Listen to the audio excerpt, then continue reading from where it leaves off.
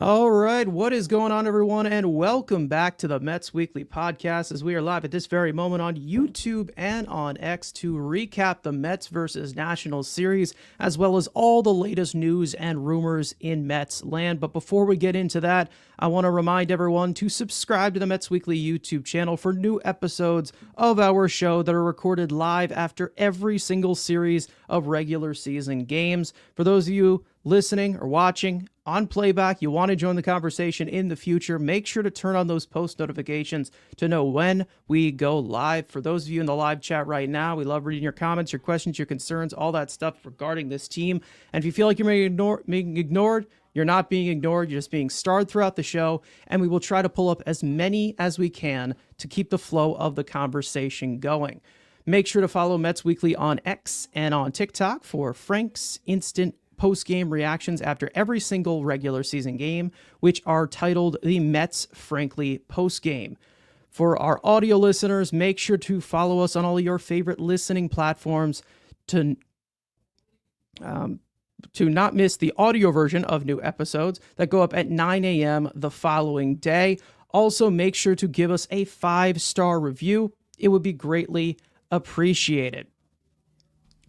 Now, without further ado, let's get into episode number 143. Now, this was supposed to be a little bit more of a breakdown episode, a little bit more of a episode that had a little bit of analysis. We could break some things down, some great things. And then it took a rough turn today in game 3 in regarding a key injury, which we will get into in a second. But a lot happened during this series. We've had walk-off wins. We had a complete game shutout, which we will get into. We will get into some other things that went on with, what's it called? Some other things that went on with this team regarding the bullpen, some of the starting pitching as well. But lots to uncover, of course, plenty to get into. Frank, you are here. You weren't here for last episode. The Mets are playing better baseball. It's getting better. They are into June right now. They have been cruising recently, but the up and down is continuing, especially with that key injury, like I said. But you know, it's again the roller coaster of 162 games. It's here. We're experiencing it. We experience it every year, and you know, what does everything else have to in store for us? Who knows? Yeah, I mean, listen, even though the Mets are in really good shape now, they're not even halfway there yet as far as when it comes to games played. I mean, we know baseball is just a super long season. A lot can happen, but I mean, so far, you have to love what you're seeing. I mean, right now, we're talking about middle of June, still best record in baseball. 15 games up on the Braves. I mean, I don't think we had that on the yearly bingo card that we would have that kind of lead on them. And it's also how much the Braves have been struggling. But still, I mean, they're in good shape right now, despite there still being some issues. I mean, like we said, we have not seen Manaea throw a pitch yet, Montas pitch yet this season. And you have the offense still stranding so many runners with runners in scoring position. That is still an issue. Yet, despite that, they're still a very successful team because they are number 1 in ERA. They've been all season. So they've really relied on the pitching. That has been a huge key the whole season. But now you're starting to see the long ball get going a little more here. And, you know, beginning of before the season started, I was hoping to see the Mets for the first time have 3 guys hit 30 home runs and maybe 4 guys hit 30 home runs. And right now they are on pace for that, but it wasn't the 4 I had in mind. The 4th guy I thought was going to be Vientos, but right now Nimmo is on that trajectory with how he swung the bat, especially this week. All the home runs he's hit at that 2-hole spot. So, you know what? I've said that on the recaps, but if they're going to be struggling with men on base, if they could be hitting the ball out of the ballpark like this, like that's just a really good way to win baseball games and be a successful team. You have great pitching and you got power hitting. You can go pretty far with those kind of ingredients. So the injury today that we'll get into in a little while, it really stinks. I mean, hopefully it's not too bad and we could get that player back and ready to go. But I mean, it's just something where it's like injuries would be the thing that would hurt this team right now, because in a lot of other areas, they are doing very well. Oh, Carson, you are muted, at least on my end. No, yeah, I am Okay, muted. on You are everyone's correct. end. No, I always found it incredible how things can ride so high for a little bit and then all of a sudden it can just plummet the way that it just did. It doesn't take anything away from what great baseball they have been playing recently, and we talked about this throughout the first 2 months of efficient baseball being played, even though they were still in first place. They had the record. They were this, they were that. But when June started, I think they really have started to kick it into another gear of improvement. It's still somewhat lackluster, but I'm also not seeing it from the other side of the ball. It seems like it's a little bit more fluent there. But again, it's starting to come around. We're getting close. The lineup is looking a little bit more deeper with some of these guys producing that isn't at the top three. So at some point, we're going to have to address what they need at the deadline. But to start off June, they've played some really good baseball. They've won 6 in a row. They just came off another sweep. So hopefully they can keep it rolling. And we'll see what happens when they face some of the better teams as well. We've got the Phillies coming up. We know we've got a few contenders that they're going to be playing later on in June. So we'll see but I mean, how that works. They've hung with the Dodgers in the games they played. They played the Phillies already and did well there. So I mean, there's not really like too much else left to accomplish. It's like, sure, I mean, you'll play the Tigers at some point this season, but I mean, again, if you ever saw them in the playoffs, have been the World Series, so that'd be a good thing if you ever had a playoff matchup with them. But other than that, it's like, what are we talking about? Maybe facing the Padres. It's like the one and Giants, the only good teams they haven't played yet. Because other than that, they've played a lot of these teams. So I think that's been encouraging too. Is that they've been competitive with the good teams, like the really good teams, but they've taken care of the bad teams. And I think like a season sweep of Colorado, while it seems like something you should do with their record, how many times have we seen, and we talked about this last year a lot, these games against these brutal teams that they kept losing? And we're like, how is this good team not beating these horrible teams? And it was so frustrating because you know that they should, but they weren't. This season, I feel like they've been much better with that. I mean, even this Nationals team, they got talent, but they're under 500, and the Mets swept them. So I've been encouraged by that they haven't been just like totally playing down to the competition and just having these losses that like, how did you lose to this team? I mean, we haven't really had much of that yet. So I think that's also just a real good testament that even though on the field there have been things we haven't liked as far as like focus and knowing the game, but I think as far as just like competitiveness and just like always being ready for every single day, I feel like they've done a good job with that. I mean, they've had a few stinkers, but what team hasn't?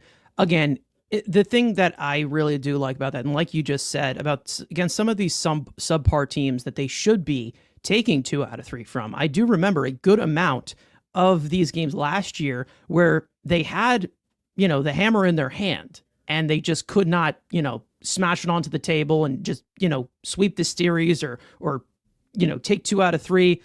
Oakland comes to mind. That was one last year. The Angels, I'm pretty sure they lost 2 out of 3 from them in LA. I think it was actually they got Colorado swept by, as well. They got swept by Seattle last year. Yes. So, definitely. Even though they have had a few, what seems like, I don't want to say punt games, but like throwaway games where it just didn't seem like it was their night, it's not really as noticeable. So again, it is getting very close to efficient baseball here every single night. So far, they have had the most, I mean, they have had, by my math here, they've had 5 efficient performances with runners in scoring position this month already, and we're only 12 days in.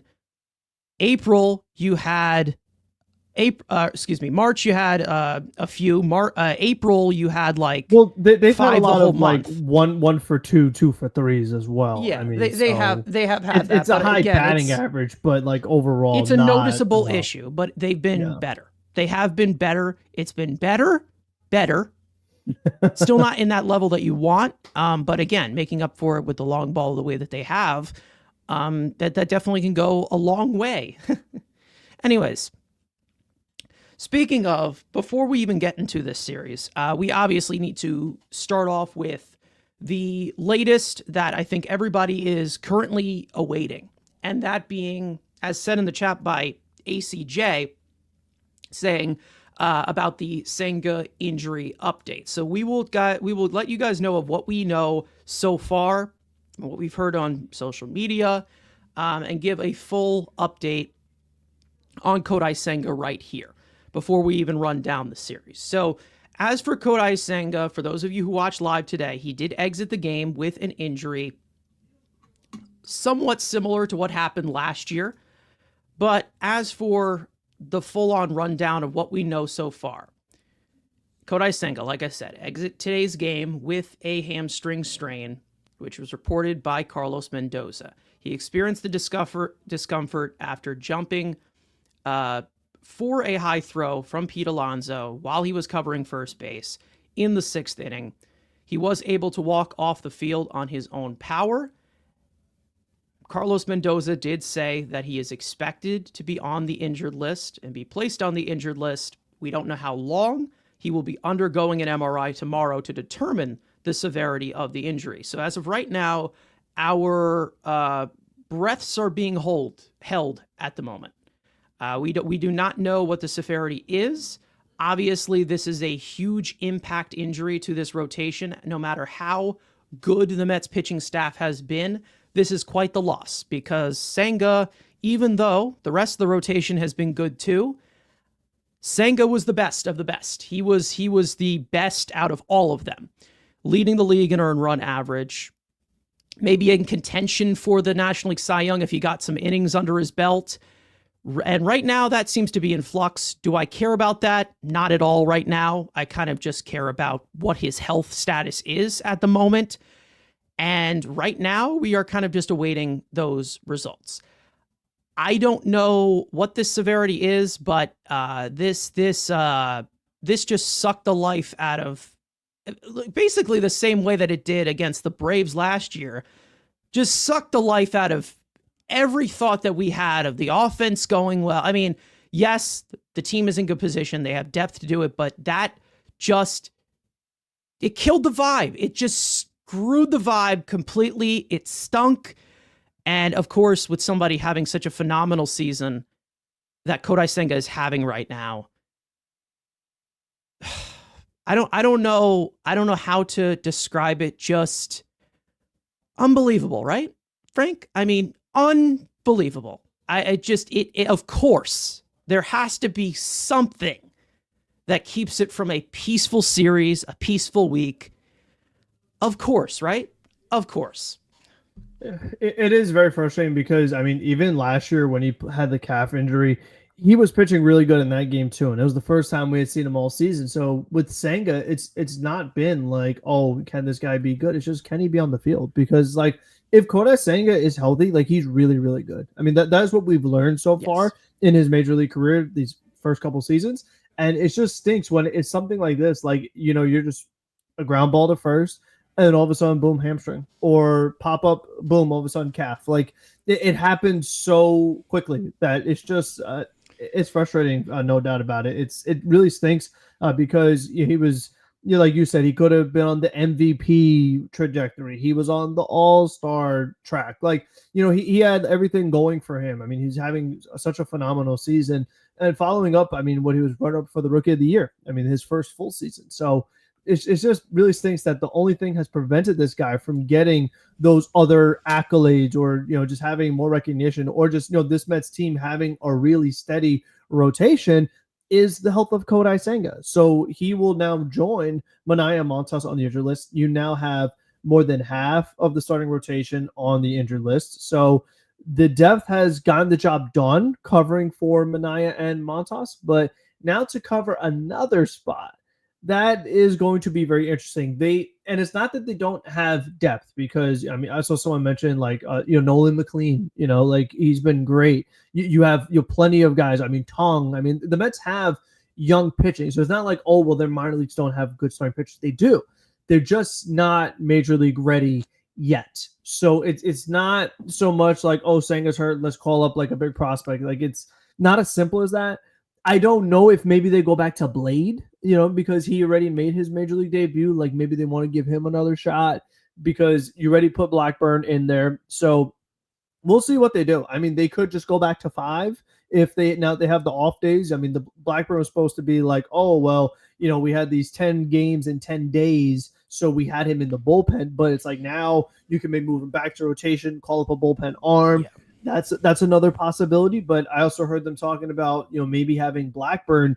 I mean, the last time we saw him was to kind of piggyback with McGill. So it's like McGill Day is also Blackburn Day. That they kind of tag team to finish out that game, and you save like other bullpen arms, which it's not a bad idea. But I just think right now he's already had 3 days off, right? Yeah, Blackburn. he's already had 3 days off. So I just think right now with the current circumstance, until maybe some of these other starting pitchers come back, that could be an avenue they go to just to kind of play it safe and not try to call somebody else up and put them into the mix. They could do that, but I mean, we'll see what they choose. But it really just stinks because, again, the guy's like he was rolling today again too. Like he's having this great start, and you're like, oh, here we go. We're in great shape, and then it's just one play, and there he goes. Yeah. But it's something that they have got to monitor. Like it's something that they need to be aware of and hopefully a little more prepared for. Because if you're saying to yourself, oh well, you know what, it's just because Alonso did a bad throw. Not a big deal, just like a freak thing.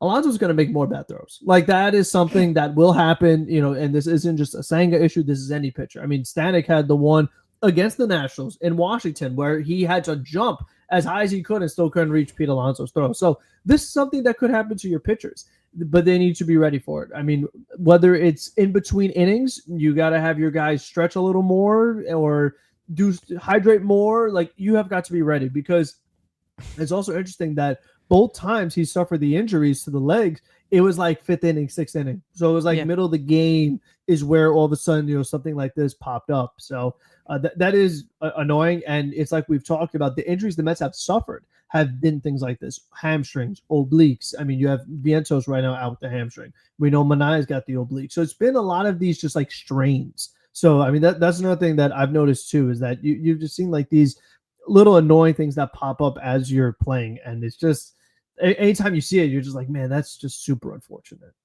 Yeah, it's definitely just some rough timing too, because I do remember them on the broadcast last night talking about PFPs with a lot of these pitchers, and they were showing the drills that they were doing, and to see that go haywire the way that it did, again, it was non-contact for Senga last time, a freak injury, even though we've already had plenty of freak injuries, especially recently.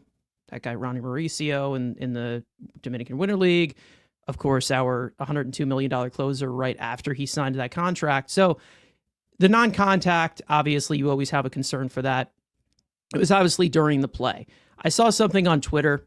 Somebody reported it. Joe Paterno said this. He said that Kodai Senga told the Mets trainers that he felt his hammy before the jump on Alonso's throw, tried to stress it was not the first baseman's fault.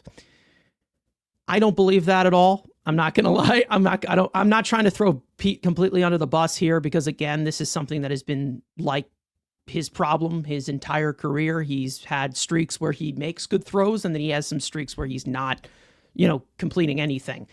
And he, it's that whole yips or whatever you want to call it. However, I feel like he was just trying to save Alonso in that. Like he was just trying to say like, hey, it's not his fault. It happens. It's whatever. I don't know if that's just him being aware of the media outrage that you constantly get from, things happening on the field from New York. I don't know, of him trying to settle things down. But again, this is nothing new. Like we said, Pete Alonso has had trouble throwing the baseball throughout his entire career. We know that he's not the best defensive first baseman in general. We know the analysis on Pete Alonso, it always has been, he can hit a ball. He can hit a ball. That's it. That's about it. Everything else, it comes in with an added bonus. He's a hitter. He's a bat. And sometimes he makes these boneheaded plays.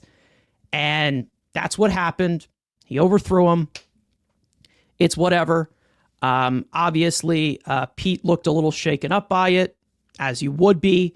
Hopefully this doesn't, snowball into him making some awful throws again. Again, it's not something that I would say is I want to put on Pete completely. But again, this is something that we have seen multiple times before. It's nothing new. I'm not surprised. It was just a very unfortunate timing as to when it happened. Is this something that I expect Pete Alonso to start working on? Possibly. Like, I don't know, right after that just happened? Maybe if he takes the initiative, that would be nice. But again, these are things that you can't really control. He wasn't the one who, got the injury. I'm not trying to say this is like, a Jimmy Garoppolo hospital ball, but I'm just saying it's like, it's putting you in a predicament where it's costly for the team. We've seen some of his throws cost the team the game. We've seen some of his throws. Now it's costing a pitcher. So again, I'm not trying to throw him completely under the bus. But again, this was not a great throw. We have to admit it was not a great throw. And Senga, again, another thing you can put in here on his behalf. Senga's easily injured. He has had a lot of injury concerns even before he signed with us. Most of them were Tommy John claws and arm injuries. But now we've had some lower body injuries. Last year was the calf.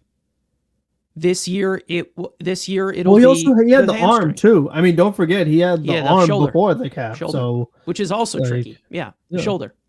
So again, we've had a lot of bullets come towards Kodai Senga's way, and it really sucks because of how good we know he can be on the mound. So, however, we will see where this goes. We'll see what the severity is of it. He was able to walk off on his own power, which is good. But we've seen guys have severe injuries while walking off, just slowly, gingerly, not putting any weight on it. We will see what the update is tomorrow. I'm sure we will get the update eventually. We just have to cross our fingers, hoping that Kodai Senga is okay. And we wish him a speedy recovery to come back into the Mets rotation, because we all know that we do need him out there on the mound every 5 days or every 6 days if he needs an extra day of rest, which, again, with this Mets depth, they are able to accommodate as of right now because of what the emphasis that David Stearns has put on the pitching depth and how they've been able to also develop arms. And we will get into one of those arms that has really, really developed over these last 2 seasons, who just threw a complete game. But if I were to take a guess, I think that Paul Blackburn is going to probably move to the rotation and pitch one of these games upcoming, either against Tampa or he pitches the first game against Atlanta. And then they're going to call somebody up for the bullpen, whether that is Brandon Waddell, whether that is Danel Nunez, whether that is somebody else that is in AAA that can give us some depth. But again, this is a rough predicament to be in, of course, when you have your starting pitcher, your top guy, go down like this. I like to say that it's like, starting pitcher injuries happen, but again, this is a lower body injury. This is a different type of situation. So to me, right now, it just sucks. I think that just really just sucks right now. And I think that, again, it's all really just has to do with how they're going to piece together the innings, which I think will be a little bit easier than people think it is, not just by production, because Kodai Senga was near perfection so far to start the season.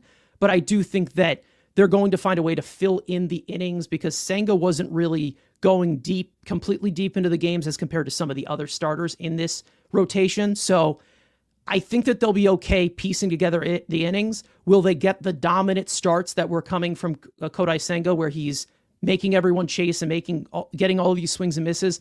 Probably not.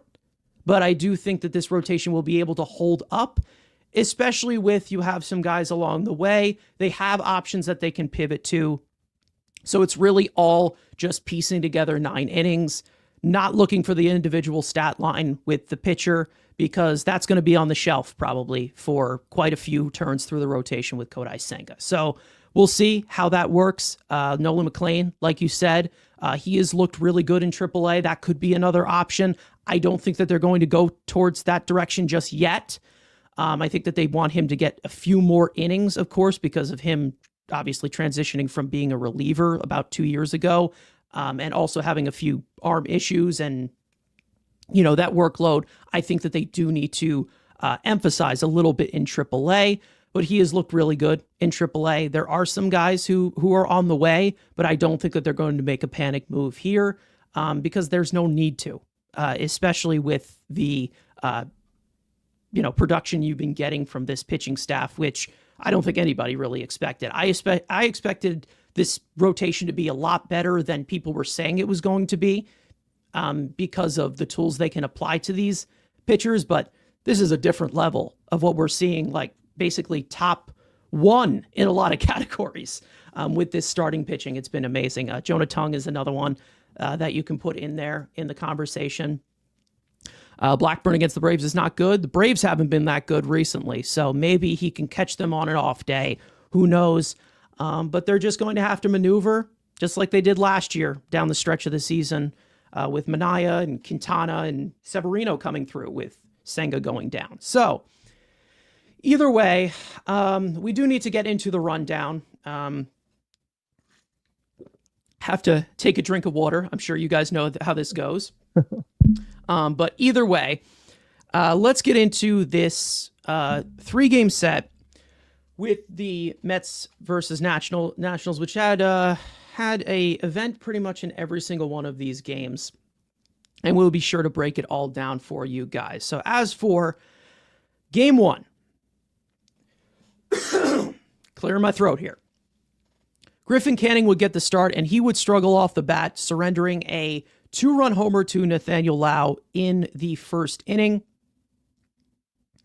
He'd surrender a solo home run to C.J. Abrams in the 5th to deny him a quality start, and after a 1-out walk in the 6th, he would be pulled from the game for Jose Butto, who would finish the inning to close the book on Senga. 5 1/3 innings pitched, 7 hits, 4 earned runs, 2 walks, 4 strikeouts on 87 pitches, down 3-0 in the second. After a leadoff single by Brandon Nimmo and his 4th stolen base of the year, Jeff McNeil would get the Mets on the board with a bloop RBI single to right. Juan Soto would get the Mets a little bit closer with a solo home run, his 12th of the year, to make it a 1-run ball game. Jose Butto would come back out for the 7th and would get the first out, and the Mets would turn to Jose Castillo to face the left-handed hitters due up. After walking the 9-hole hitter and hitting C.J. Abrams, Castillo would escape, getting James Wood to ground into a 6-6-3 double play to keep the Nationals off the board. Castillo would come back out for the 8th, striking out Nathaniel Lowe to start off, but he would allow a 1-out double and a walk to the next hitter. Justin Garza would come on and make his Mets debut, and he would strike out Alex Call and Robert Hassel to leave Castillo's base runners stranded. Down 4-2 late, the Mets would spark their rally after a 2-out walk by Starling Marte. Juan Soto would drive him in on a liner that would drop in front of right fielder Robert Hassel and skip by him, rolling behind him to bring Marte home and make it a 1-run game once again. To set up Pete Alonso to tie the game at 4 with an RBI single, his 62nd RBI of the season. And Edwin Diaz would come on into the 9th and toss a 1-2-3 inning with 2 strikeouts. The Mets would go down in order in the 9th to send this one to extras. Reed Garrett would get the 10th and get the first round out on a roller to the right side that would advance the runner to third, but Garrett would strand him from there, striking out Nathaniel Lowe and getting Andres Chaparro to fly out and keep the Nationals off the board. Luis Angel Acuna would come in to pinch run for Brett Beatty at second as the ghost runner, and Jeff McNeil would send us home. First pitch swinging, lining a RBI single to right. Acuna would score easily, and the Mets would walk off the Nationals in Game 1, 5-4. Game 2, David Peterson would make the start. More on that later. but the Mets offense would finally get to Jake Irving after he's dominated them multiple times over the last year. After a 1-out walk to Brandon Nimmo in the first, Pete Alonso would give the Mets the early lead in an RBI double, his league-leading 63rd RBI of the season. Following a 1-out double by Francisco Lindor in the third, Juan Soto would launch his 13th home run of the year to extend the Mets' lead to 3-0. The Mets would add on in the fifth as Brandon Nimmo would muscle a fly ball out to left center field for his 11th home run of the year, a solo shot to make it 4-0. Nimmo would then follow that up in the seventh with another solo home run, his second of the game and his 12th of the year, to give the Mets a 5-0 lead, to which it would stand to the end as the Mets would shut out the Nationals in Game 2, notching the series victory. Game 3, Kodai Senga would make the start and leave the game early in the sixth inning, as we said. 5 2/3 innings pitched, just 1 hit, 0 earned runs, 1 walk, 5 strikeouts on 77 pitches. Jose Castillo would come on and finish the inning thanks to an incredible diving grab by Tyrone Taylor in center field. The offense would get started right away in the first after back-to-back walks. The red-hot Jeff McNeil, more on him later, of course, would launch his 7th home run of the year, a 3-run shot to give the Mets an early 3-0 lead. Brandon Nimmo would tack on in the 5th with his 13th home run of the year, a solo shot to make it 4-0 Mets. Jose Castillo would stay in the game and allow a leadoff single to Nathaniel Lowe, but retire Josh Bell. Huskar Brazaban would take over from there and induce a 6-4-3 double play to end the inning. Brazaban would come back out for the 8th and toss a 1-2-3 inning. However, Ryan Stanek would come out for the 9th and struggle mightily, surrendering 3 consecutive singles to get the Nationals on the board. Edwin Diaz would come in and try to stop the bleeding, but both inherited runners would score on an RBI single by Josh Bell and a pass ball charge to Francisco Alvarez. But Diaz would buckle down from there, getting Jose Tana and Keber Ruiz to ground out and end the game and complete the sweep of DC 4-3. The Mets are now 45-24 on the season, winners of 6 straight games. They've won 8 of their last 10, with the best record in all of baseball, now holding a 5.5 game lead over the Phillies for first place in the National League East. Now, hopefully my voice does not go because I'm going to need it for the rest of this episode. But a lot to unpack. Like we said, the first game, walk-off drama, of course. Game 2, Peterson, masterclass. We'll get into that. Game 3, Kodai Senga was rolling. Then he wasn't and ended up exiting the game.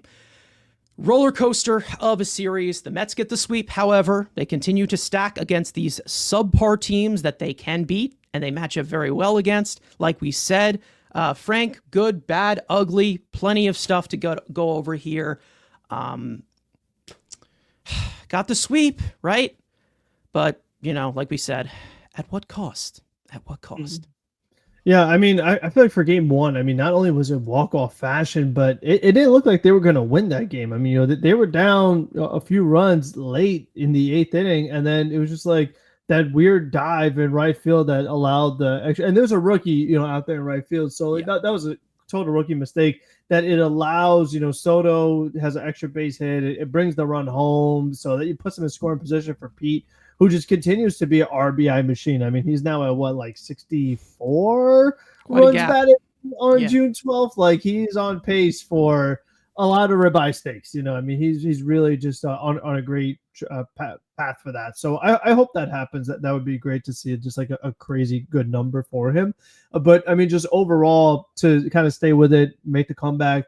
I feel like one of the underrated things for me that I noticed was the walks by the bullpen was much better. I mean, there was just like a lot of guys came in there throwing strikes, and that's something I really want to see more of because of how good these pitchers have been. I feel like a lot of times they run into trouble when they beat themselves, whether it's walking batters, hitting batters. I mean, we saw Castillo have some struggles, but other than that, you're seeing guys like obviously Brazaban, but Garrett, Diaz. I mean, a lot of these guys just getting a lot better with the strike zone, and then perfect example, David Peterson. We'll get into him later. But to see him not walk a batter, I mean, listen, if you told Carson last year, the year before, or the year before that, or the year before that, he never would have believed it. So, I mean, that's just a testament. This team, a lot of guys, there's been big improvement.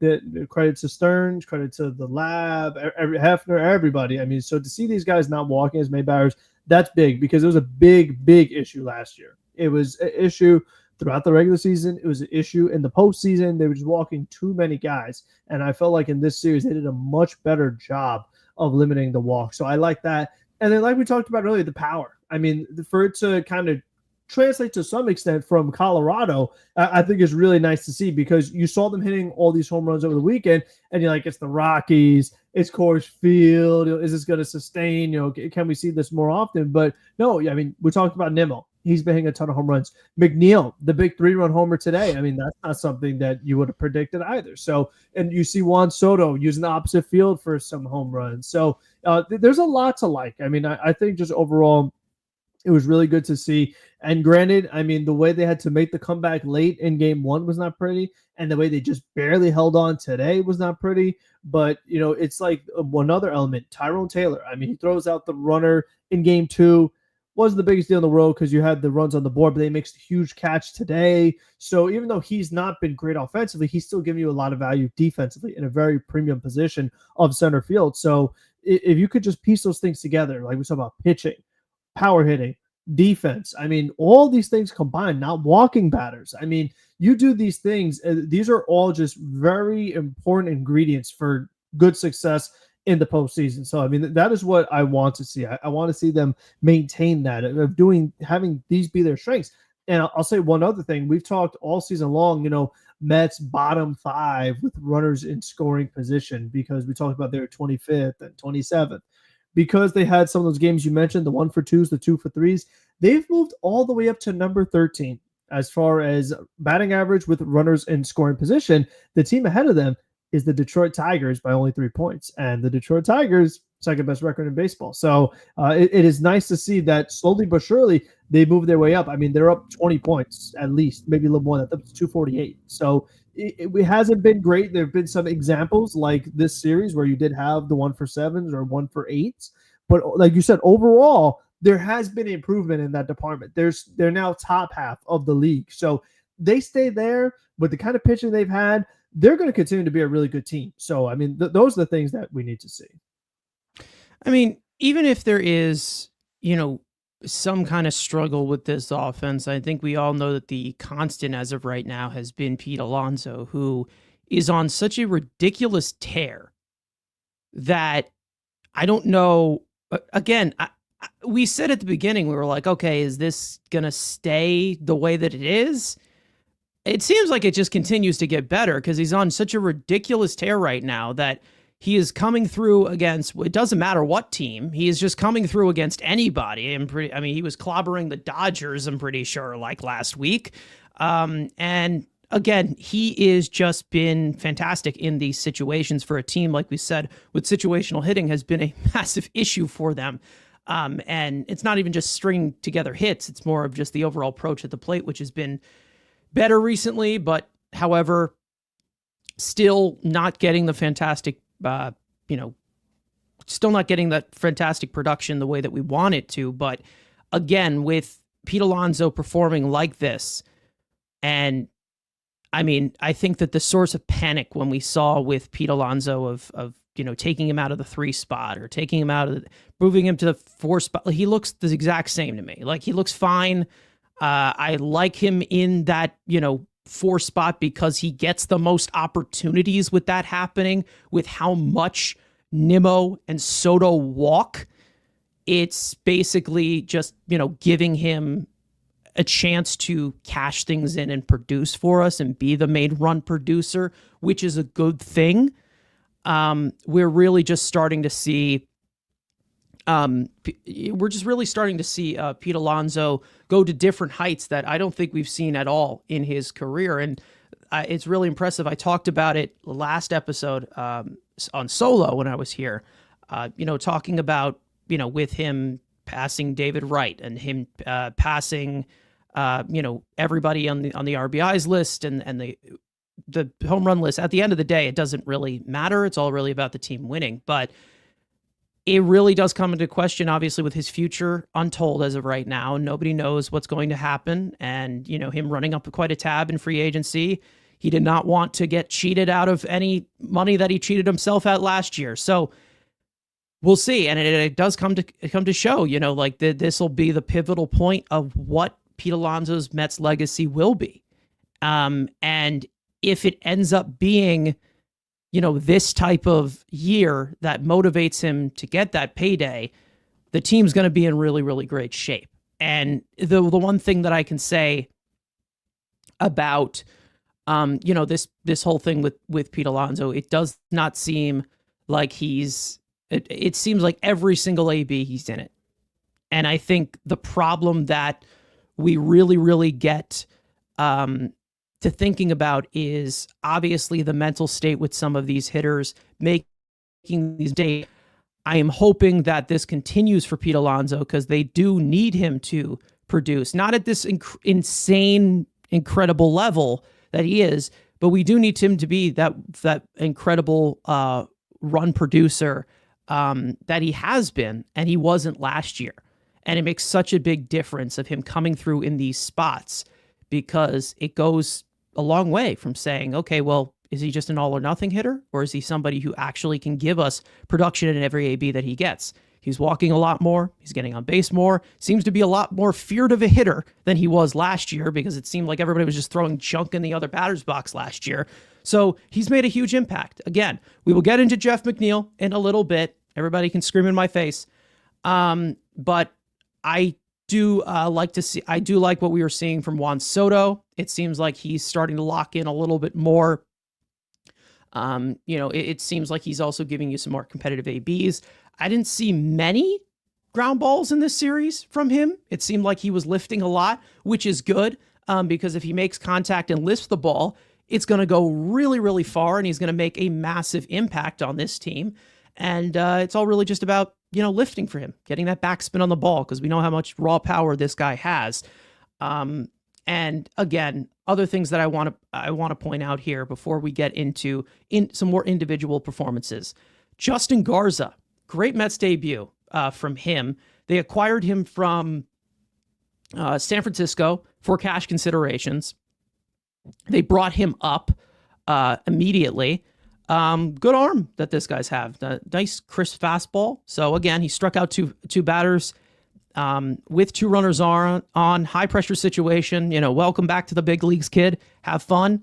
And he passed it with flying colors. So we'll see how that continues. I'm sure if he does continue to do well like this, then I'm sure we'll have a analysis ready to go of what we have seen from Justin Garza.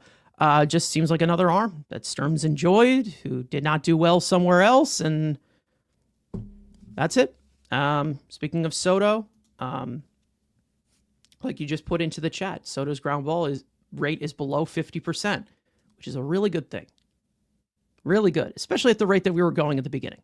So that is really good. Some other stuff, like you said, Tyrone Taylor, always finding a way to make an impact on the game. Doesn't matter if it's with his bat, which has been somewhat productive from the bottom part of the lineup, not very, world beating, but has still been able to give competitive ABs. But what he does in center field, he's really good at it. He really is. Whether it's with his arm, with his overall athleticism, and again, with, the shift going away with a lot of things and, speed being implemented more into the game, he becomes a very valuable piece to this team. And we've talked about it before. Is he a superstar? No, he is not. Is he a star? No. Is he a good player? Probably not, but he's a ball player. That's a winning ball player right there that can help you in the margins and help you win games in today's game. And it's definitely something that we need, especially with, the lack of speed that is on this team when they're not hitting home runs like they did in this series. Some other stuff. Let's see. There was one other thing that I wanted to point out before we get into the two performances that I want to get into. Jose Butto looks a lot better with runners on. it seems like he's starting to make some pitches, throw a lot more strikes as well. We've seen a lot of control issues with him. That he was one of the main culprits even last year with the walk issue that they had from the bullpen, from the pitching staff. He looks a lot better. I don't know if it's sequencing or not because I haven't really been paying attention to the sequencing, but he looks a little bit more comfortable. And he's, at some point, maybe, I don't know, a few weeks ago, I was like, okay, we're in DFA territory with how bad he has been pitching, especially with the timeliness of some of his pitches where they were in with 2 outs, 2 strikes, just awful pitches, give up pitches. And then obviously just struggling to, find the strike zone. So Budo's looked a lot sharper this last week or two. Obviously, relievers go through those waves, but it's good to see Budo start to grab his footing maybe just a little bit after, after a few stretches of a few outings where it just seemed like he did not have it and just made it worse for us. But Budo, anything you want to add on that? Because I think he's definitely a connector in that bullpen. That it would be big to see him step up like that, especially in long relief. Now you got Senga down, so innings are going to have to be eaten out of that bullpen. Yeah, I mean, it's going to be a really big, like you said, the kind of role he serves as someone that they are, like you said, trying to put in with men on base. But also, I mean, your point of connector is perfect because he's really in that middle relief role. I mean, you're talking about starting pitcher comes out of the game, 5th inning, 6th inning, you may have some guys on, get out of that and maybe go another inning. So you're seeing those inning and a third, inning and 2/3 kind of outings. And those are really important because that is kind of the tide, it changes the outcome of the game a lot of ways because the other team has a great opportunity to get ahead, but it's if you can keep them there and then just get it to those high leverage guys, I mean, it swings the game. I mean, it's right in the middle where it's this could kind of decide what's going to happen here. So for him to come through in those moments is quite big for him because it's not something that everyone could do. And it's something we've talked about. You can't just bring any reliever into a situation with men on base. And we've also talked about that being in the bullpen is still relatively new for Jose Butto, a guy that, all throughout his career was a starting pitcher. These last 2 seasons, they put him in this bullpen role. And even though the walks have gotten better, I mean, he's still only 12th percentile, but that's an improvement from last year when he was 3rd percentile. So he still has a long way to go for the season as far as if he wants to, keep not just putting extra runners on, because if you're in a role with men on base, you can't put more on, you need to just kind of leave everybody there. So walks are just going to make things so much more difficult to escape those jams. And for him, I mean, he's using the fastball a little more. So, I mean, we'll see if maybe that helps him just generate more overall strikes. So, I mean, I'm curious to see how it all shakes out, but getting him to step up would definitely help out this bullpen a ton because, we talk about those days where maybe Brazaban's not available or Garrett's not in. So you need someone else to step up. Getting Budo to do that could just make your life a lot easier.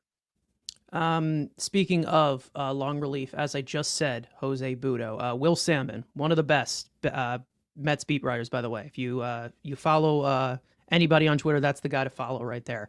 It looks like the Mets are planning to call up Max Kranick. So that seems like a really smart decision. I didn't realize, to be honest. I thought Kranick was actually up here with us, but apparently they optioned him to AAA Syracuse because apparently it was after that Shohei Ohtani home run that he gave up or whatever. So, okay, now my memory's starting to jog here. But obviously, like we said, piggybacking those things on back to back. I think with what they did Blackburn probably for Ohtani's home run to finally land before calling him back up.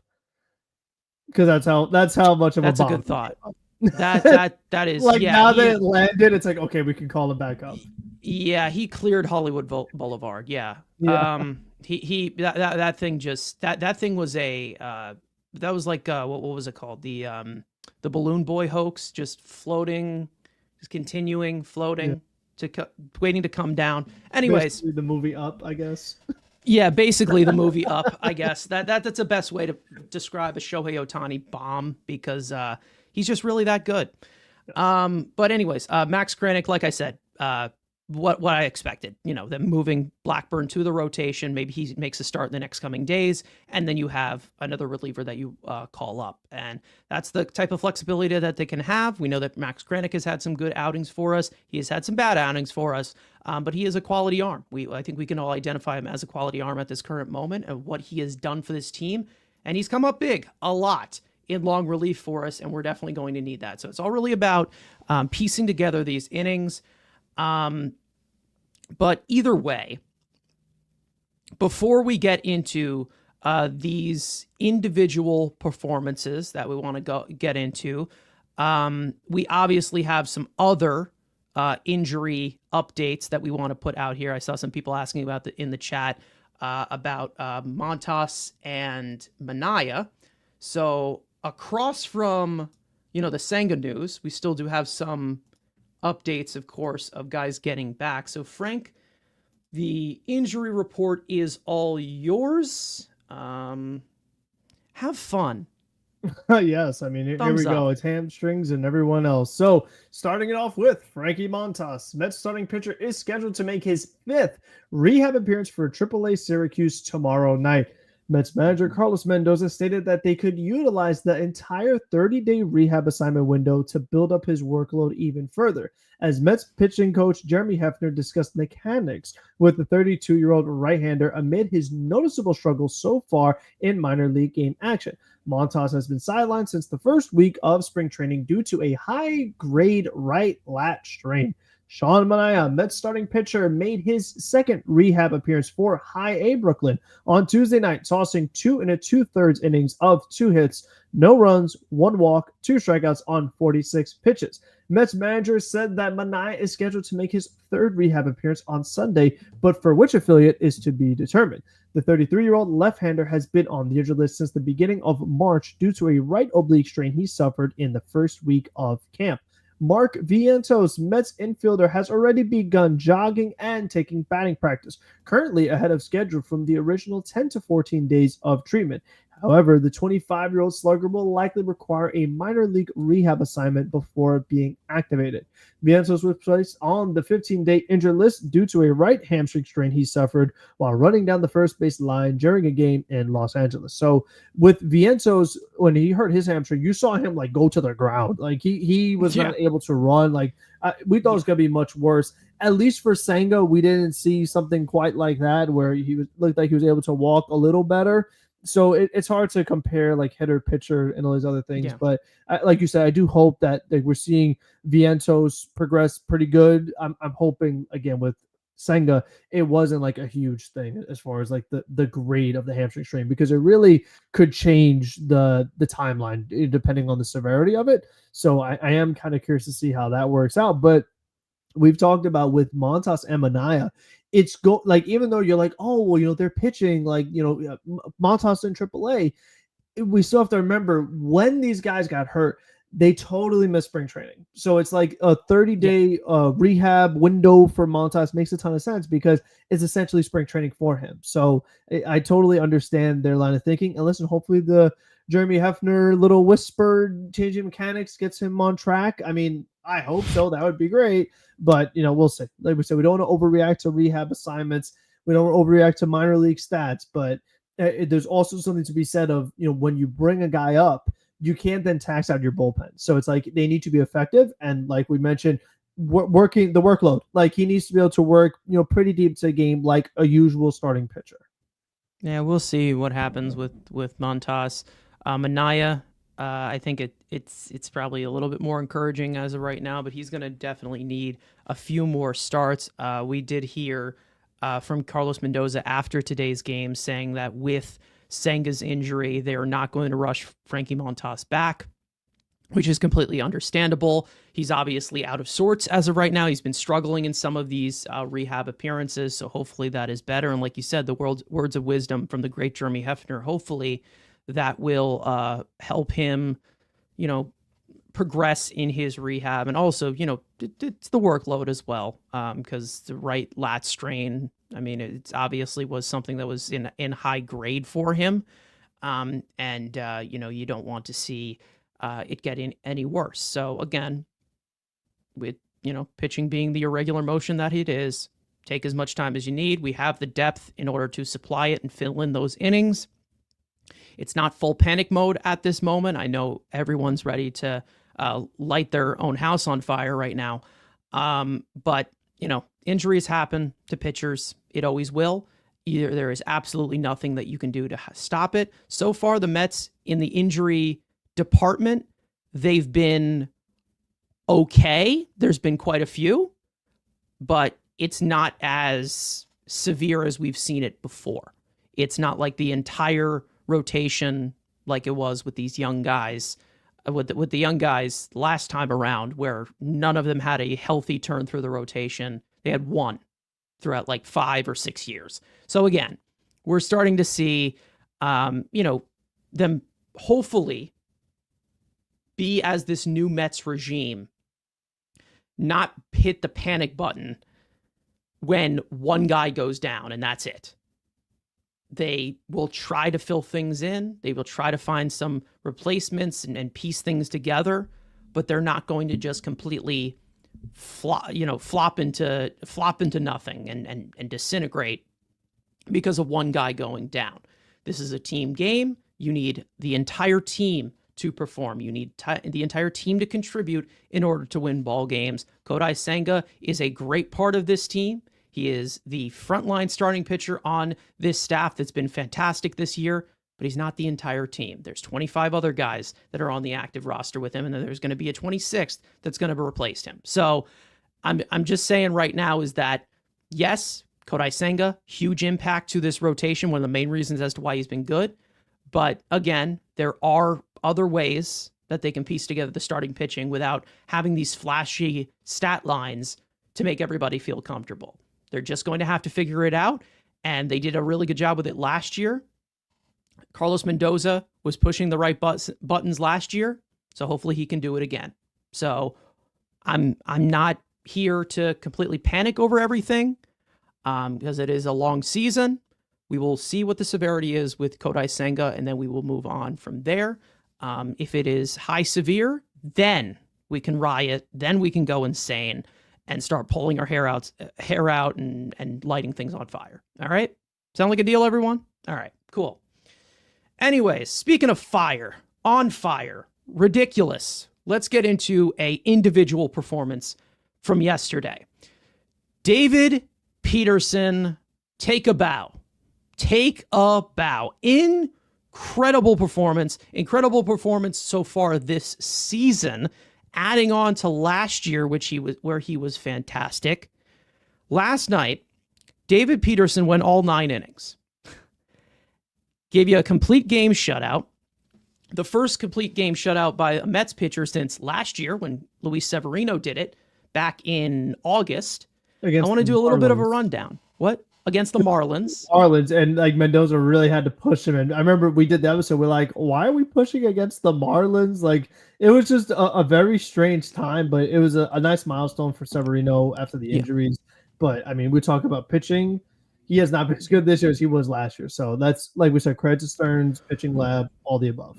Yeah, what I really do, what it was really good about this with Peterson was he wanted this. He wanted this really, he was really under bad. 110 pitches too. I mean, like the pitch count wasn't even like anything crazy to get 9 innings. So I thought that was encouraging too. They didn't have to totally. You can bend the rules. You can definitely bend the rules. If you're at like, this is all about this small margin of bending the rules. Like if this guy is at 95 pitches going into the 9th inning. If he wants the ball, give him the ball. Go ahead. Play it batter to batter. Have somebody warmed up. It's fine. You don't have to just be like, oh, well, this many up. If he wants it, go ahead. Let him finish the game. But again, it's the whole strategy and the using the guys as the chess pieces and for managers of them making that decision. But again, Peterson was feeling it in that 9th inning. It didn't seem like he skipped a beat at all. So let's give a full-on rundown of this performance because it was a masterpiece, a managing masterpiece because of contact managing, because there wasn't much swing and miss in this game, to be honest, from Peterson. From a 9-inning standpoint, 13 swings and misses he did have. had 6 hits, allowed a decent amount of base runners. He induced 13 ground ball outs to 3 fly ball outs among 22 balls put in play. He got ahead in the count against 24 of the 31 batters that he faced. That is 77.4%. Again, complete game shutout, first since Severino back in August of 17. And that lowers his season earned run average to 249 on the year, which is the career best, a 3.04 fielding independent pitching across almost 80 innings this season. We all know that he is not a stuff monster. He's a man who relies on location when he's relying on a lot of ground balls. He's a sinker baller. He's not going to blow you away, but he was definitely feeling it in that game.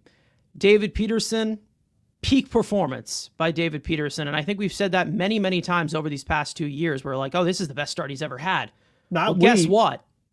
Not you. Hey, you know what? Hey, look at the shiny graphic and shut up. All right? 31 batters faced, like I just said, getting ahead in the count the way that he did. Once again, proving that mentality that he has, the bulldog mentality that everyone talked about with him coming in to the league, getting out of jams, not shitting himself when runners are on, not having the best stuff, but like we've said, and I've said it so many times on this stream, especially this year, talent does not mean a thing unless you execute properly. And that was what David Peterson has been able to manage the entire time as a pitcher. He's been able to manufacture outs on the ground, be a ground ball pitcher, and he's been able to maximize it to a level where he is a massive, massive impact to this rotation. And like my friend here, Subway to Shea, Anthony Rivera, one of our good friends, saying, guess who the best pitcher in the Mets rotation right now is? I know Carson knows. Well, right now, technically, statistically, it's David Peterson. And David Peterson has outdone himself from last year as to where he was good last year. He looks even better this year. So before I get into my breakdown of this, Frank, it is always incredible to see. I mean, it is otherworldly now to see a starting pitcher go 9 innings. Barely happens. It's always something that you tip your cap to these days with how pitchers are these days. Everything came timely for David Peterson. His pitch count was low. He was getting a lot of quick outs.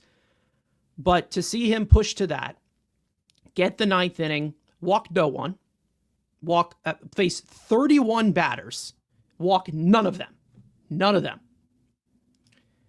Retire 27 of them, obviously. That's how math works. I mean, take a bow, David. Like I said, take a bow. That was an incredible performance last night.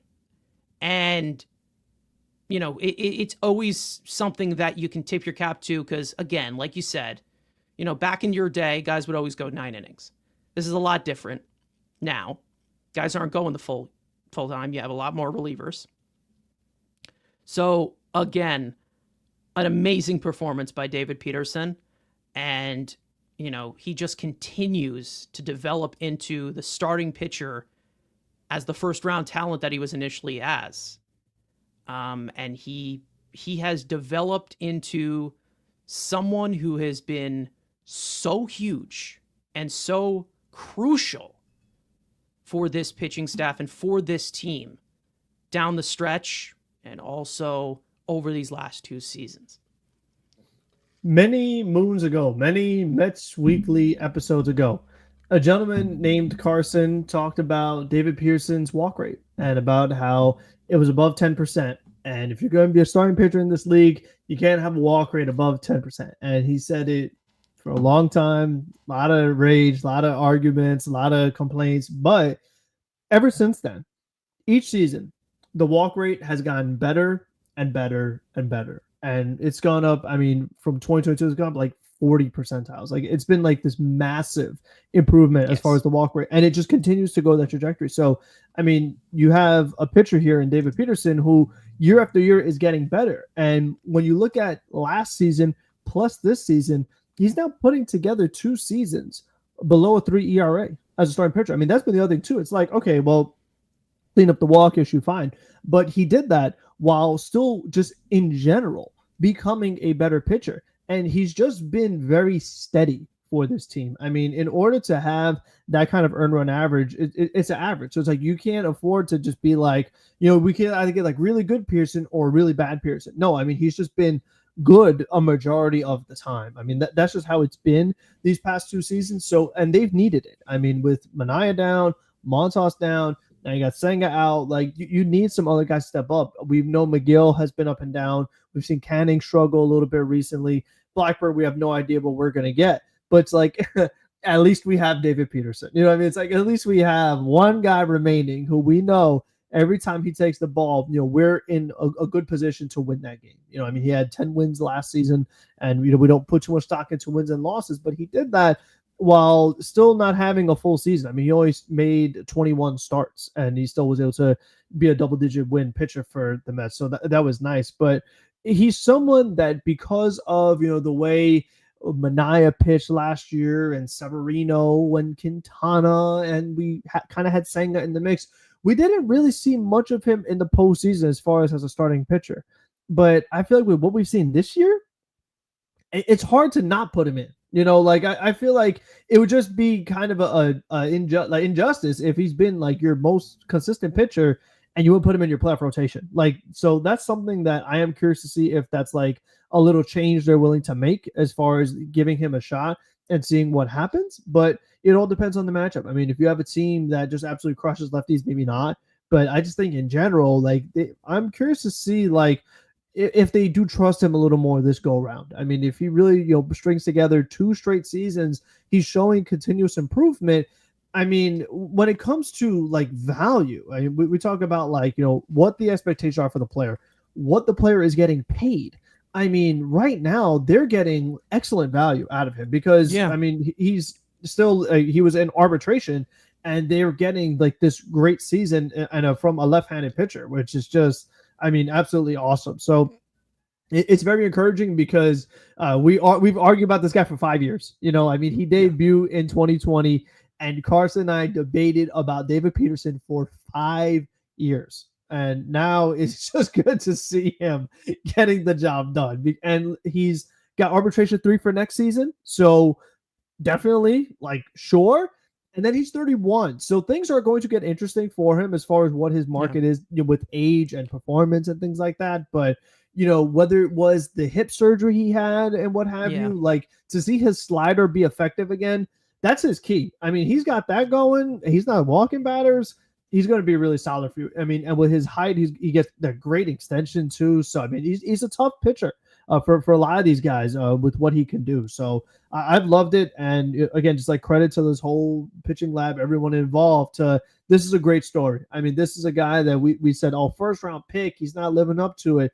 But right now, he's living up to it. Yeah, and it took a while. It really did. I mean, the way that he's been a late bloomer, I mean, first 4 years, it was very, very up and down. He had some stretches that were not great. Maybe overall, it looked really good on the stat sheet, but every single night, it seems like we're penciling this guy in for 6 quality innings, 7 quality innings sometimes. And like you said, I've said some shit. I've said some shit about this guy. I have definitely been one of his biggest critics for a long time. I didn't know how long this was going to hold up, especially with the amount of strikes that he wasn't throwing last year. Was it going to translate? Were pitchers going to start to figure him out? Was he going to get into these stretches where he was going to get behind in the count and he was going to start walking guys again? Now, we'll see what the work. I'm kind of curious to see what this workload is because obviously they gave him the leash to go 9 innings. I'm curious to see what this workload is by the end of the year because as we've continued, 49 innings in 2020, obviously with the shortened season. 66 in 2021, 105 in 2022, 111 in 2023, and then topping that again with 121 plus the postseason in 2024. So he's right now, he has almost 80 innings right now. So he's definitely going to surpass that at the rate that he is going, barring any health issues, which please no, because we've had plenty. But I take everything back. I take everything back. Everything that I said about David Peterson was wrong. If you see any tweets about me clowning him, go ahead and tag me, call me a bitch. I don't care. I don't care what you do. I was wrong. I was 100% wrong about this guy. Not to mention of how we can compare this to the other conversation with guys like Tyler McGill, who has had these troubles with consistency, which I think right now McGill is still at the best version of himself, but still has those same ironed out problems that still he has not been able to develop that. I was always someone, I don't know, 2 years ago who was like, nothing seems to phase this guy, Tyler McGill. Nothing seems to phase him. And then David Peterson, it always seems like he's losing his head with runners on base. Like that's how it always felt. Now, 2 years later, it's complete opposite. David Peterson actually has a mental capacity, and Tyler McGill has had so many of these instances in the fifth inning where he cannot get out of these situations, as to where you basically can just say, okay, maybe he's just mentally weak.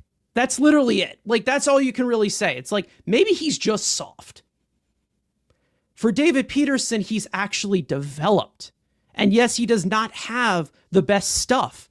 He probably never will, because that was probably one of his highest graded stuff performances because of how everything was working last night. However, he knows how to execute. He's done better from the stretch. He's done better in high leverage situations. We have seen him come through so many times when this team has needed either a win or a good start from the starting pitcher, something that Tyler McGill has not been able to do. So again, like I said, with Tyler McGill on paper, I do believe, I probably will to the end, I do believe that overall, Tyler McGill is a more talented arm than David Peterson. However, like I said, talent doesn't mean a thing unless you execute, unless you play the right way, unless you actually get that production. And David Peterson figured out how to do that. McGill has struggled to do that, and he's continued to have the exact same issues. So hats off to David Peterson, basically making me look like an idiot now. Keep doing it. Please keep doing it, because if you do, the Mets are going to be in great position. And I take it all back. I take it all back. Do not listen to old me from 2 years ago. Do not listen to me from 1 year ago, because right now we are seeing a stretch of David Peterson that is the best of his career. And it looks like at the rate that he's going, he's just going into the prime of his career. So we'll see how this continues to go. But he gets my full respect here. He actually got my full respect after when he called Ohtani just another hitter, because of the way that, obviously with the way that the media perceives Shohei Ohtani as this, I can do no wrong and I'm amazing and a unicorn, though that may be true. The way that it's constantly shoved in your face, to see David Peterson just strike him out 3 times and say, yeah, he's just another hitter to me. Okay. Yeah. All right. I listen. Hey, we're you put up these types of performances that the team needs it very, very timely. You know, then we're gonna establish like yeah, this guy's legit. I mean, he's legit. And he's developed. This is one of the few situations where we've seen a homegrown guy, come through the Mets system. He would struggle, and then he's improved. Does a lot of that maybe have to go to bringing in David Stearns, and David Stearns saying, "Hey, get the Shakira hips, get the procedure, and we're gonna be off to the races." Maybe. But this is one of the first times where we're seeing him actually improve every single year and continuing to get better, which is something that I really, really hope is implemented throughout the entirety of this Mets system going forward. So not Tyler McGill, excuse me. David Peterson, phenomenal outing, phenomenal season he's been having. He's been incredible since he had that hip surgery. I mean, what else can you say? He's been one of the main contributors on this team, and he's made me eat crow for the last 2 seasons. And I will be sure to have it for dinner every single night if he continues to pitch like this. Because on contrary to belief, let me try that again. Because on contrary to belief, to anybody watching on Twitter that we have here, I'm not actually a dick. Not actually a dick. I may play one on Twitter, but I'm not a dick. Anyways, Frank, if you want to add anything else on this, because again, it just basically caps off the signature moment of what David Peterson has done for this team over these last 2 years, which is over 200 innings, 200.2 innings that he has tossed over these last 2 years. So incredible. Yeah, I mean, we were thinking, last year because of the small sample size, we're like, I mean, he did good, but, can we buy into it? I mean, I just think for him to follow it up and, like we said, give him better, it's just really encouraging. So it's exciting because it shows, like, true player development, and that's something that we've wanted for a long time. And I'm curious to see, like I said, what the future holds for him. He continues to go well this season. Does he improve even more next year? Because, I mean, if he does, with where he's already at, that would be really phenomenal. So, and also looks like there was a big turning point for him this season. He had the start against the Blue Jays where he walked out 5 batters. I mean, that was beginning of April. But then he followed it up with 2 straight starts of no walks. Then he had the start against Philly, 1 walk, and then back to 0 walks. So I mean, it was just like he showed the walk problem, and then maybe there was some conversation or adjustment that was made. And ever since then, he's been pounding the zone a lot better. He had a couple 4-walk outings, but just in general, way, way better. I mean, because this is something that we would never see out of Peterson. I mean, to start with no walks was just like not possible, but now he did it in a 9-inning game. So, and even to your point, like the 6 hits, yes, Tyrone Taylor made a nice play behind him, but because of his extremely high ground ball rate, he's able to escape so many jams, which is something, and he's not doing it with strikeouts, which is like a thing that's tough to do, where you put a lot of guys on and you're not a strikeout pitcher, yet you're still not allowing a lot of runs. Like you said, that takes a lot of mental toughness, and he's definitely showcased that. Yeah. And listen, with Peterson, obviously we'll see how it continues. We'll see how all of this with this rotation holds up, especially with another wrench being thrown in with a Senga injury. So we'll obviously see. But again, hats off to David Peterson. Shout out to him. An incredible outing that he had. Complete game shutouts are always something that you got to tip your cap to. And it was just a phenomenal performance as to what we saw. Now, I think everybody knows what's coming because it's on the docket. Let's twist the knife even more and bring back some other stuff that I've said in the past, which I don't take back. No regrets. No regrets. You're not here. This isn't the last you're hearing from me. Let's get into someone who has a special place in my brain. Jeff McNeil. Frank, this is one of your guys forever and for always.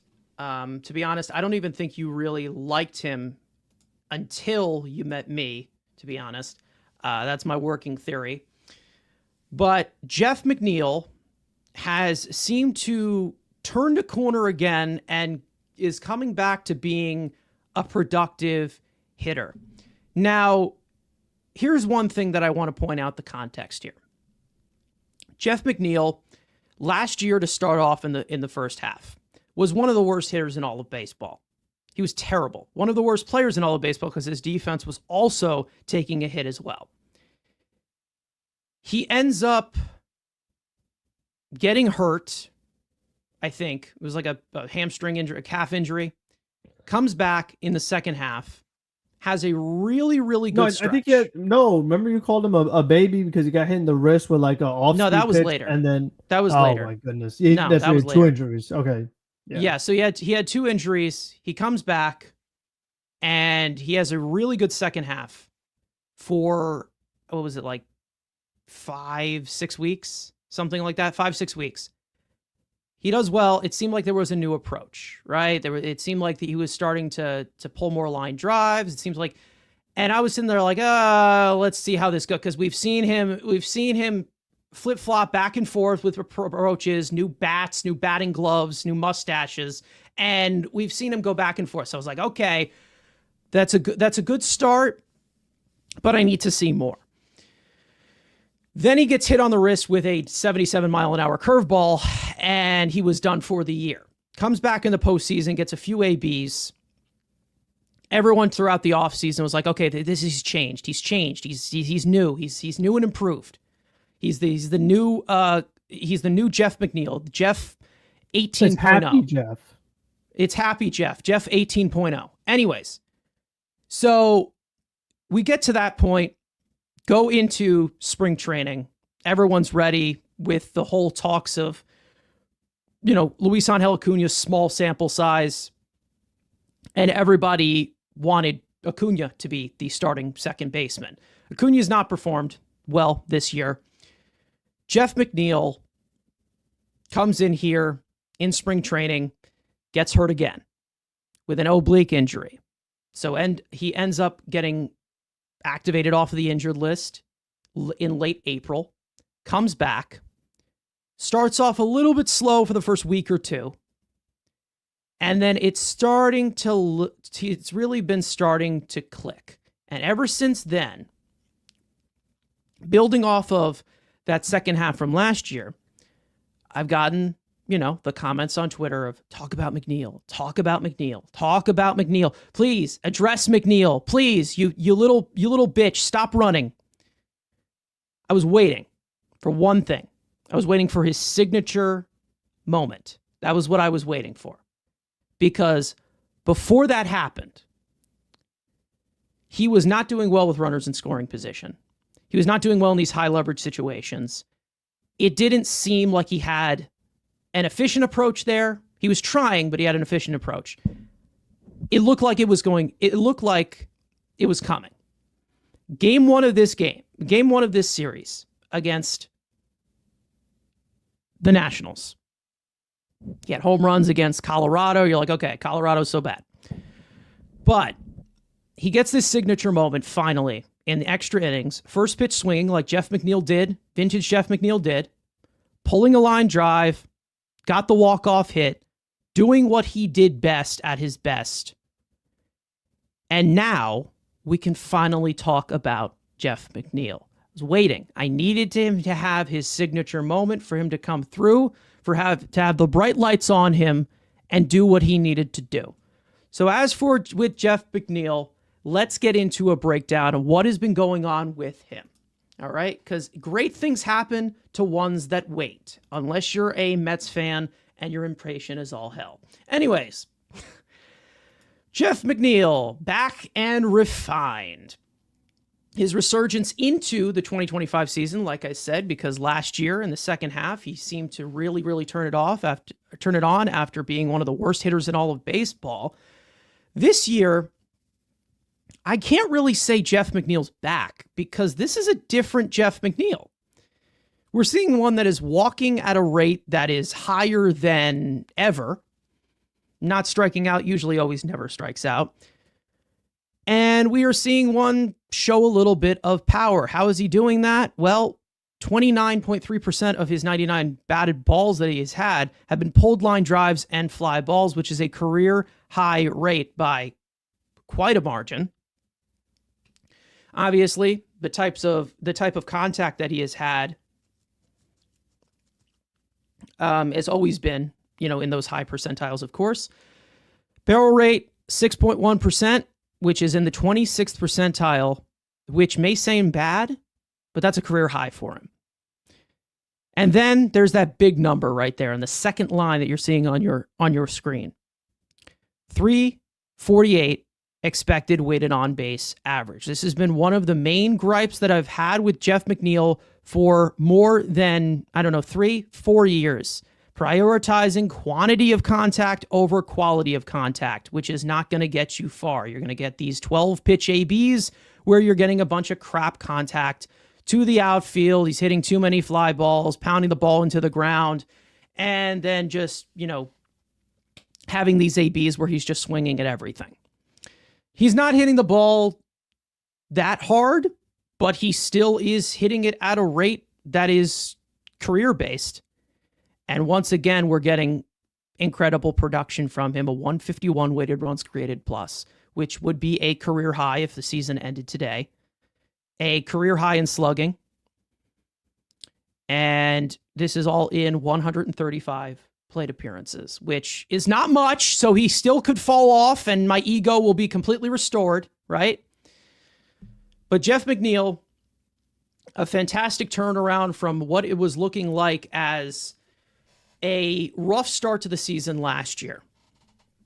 Frank, we've talked about this so many times before with Jeff McNeil, and it's become very evident throughout his entire career. Through the first, he's been in the league for 7 years, 8 years maybe? Before this year. It's been very, very evident that if he's not batting 300, he was not able to be a plus bat. And this is why I say, it doesn't look like Jeff McNeil's back. He looks back and refined because this is a different Jeff McNeil. Because right now, you have his best career year right now, his best career pace at this moment, coming into the season late. And he had, again, this is a season where he's not batting 300. And for a while, he was at that 240, 250, since that's this last hot streak that he's had for these last 6 games. So again, this is a completely different Jeff McNeil. And I can honestly say that if this is the Jeff McNeil that we're going to get, I can definitely get used to this as compared to what we were seeing last time, where it just seemed like he was just trying to put the bat on the ball and cursing at himself while he's in the batter's box. So, Frank, your breakdown here, what are you seeing from Jeff McNeil that is so much different as compared to what have we been seeing for these past few years, where just was not the Jeff McNeil production that we were getting years ago when he was the batting champion or the all-star in 2019. It's a lot different. So this is the brand new and improved Jeff McNeil.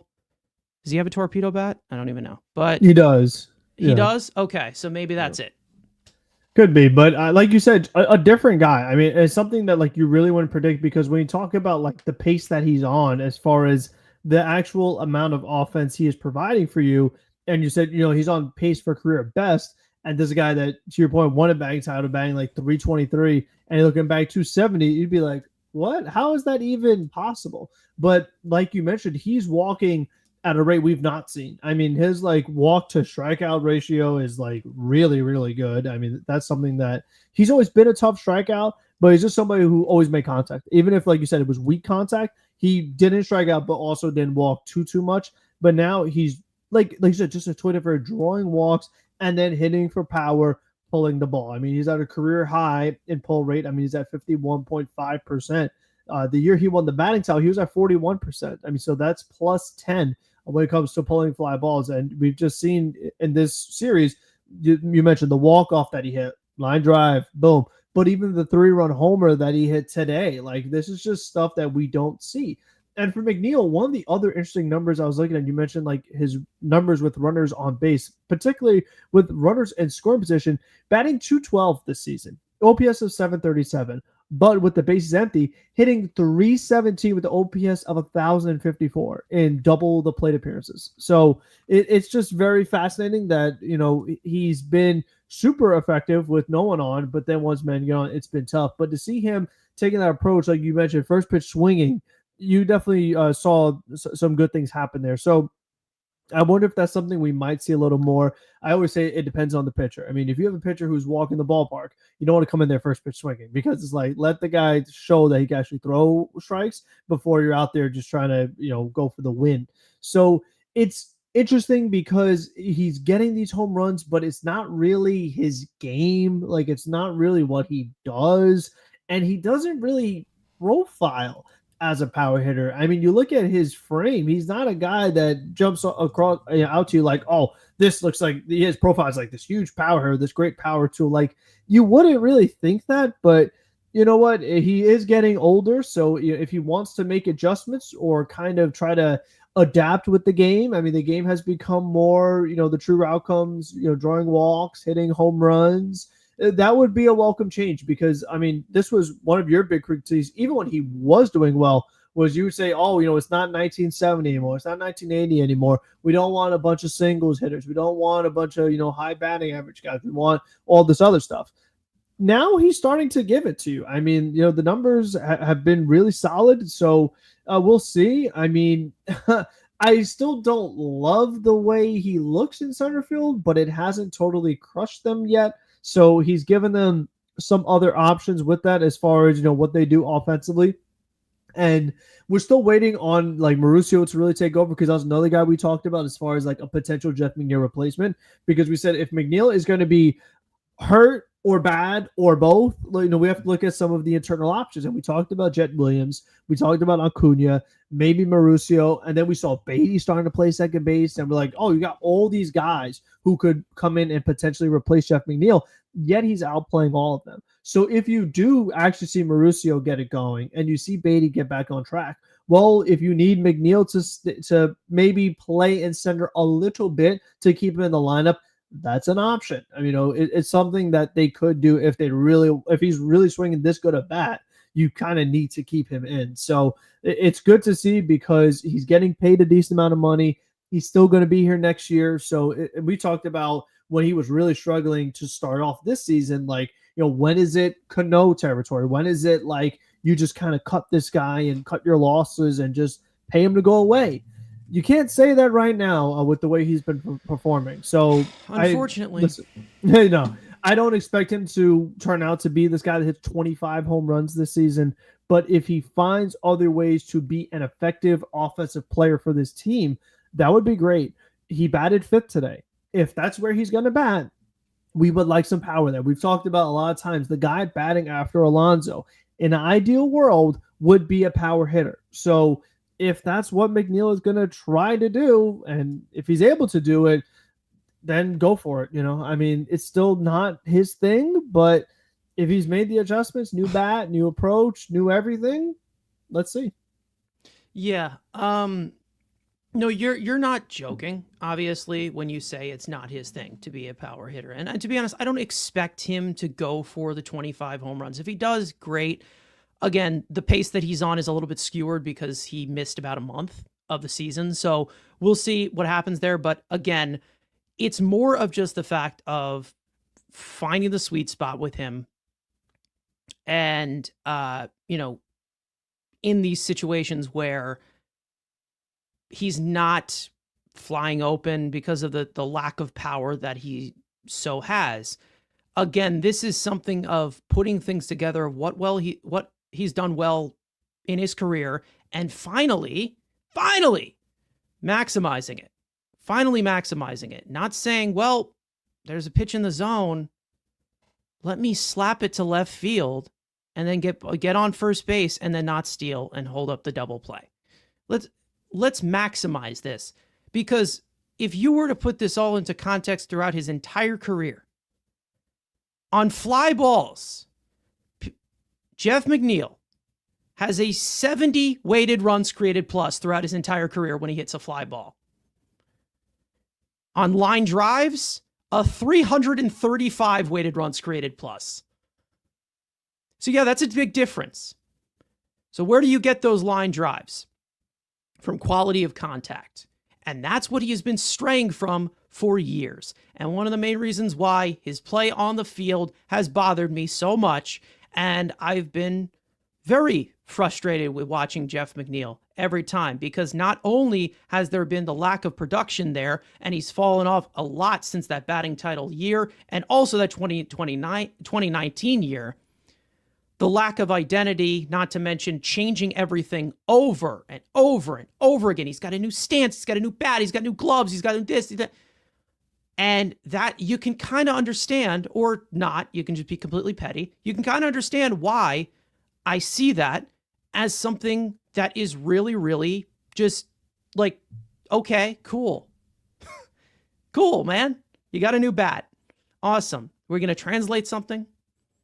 Because we had plenty of situations where he's made these adjustments. Plenty of situations. And not much has worked.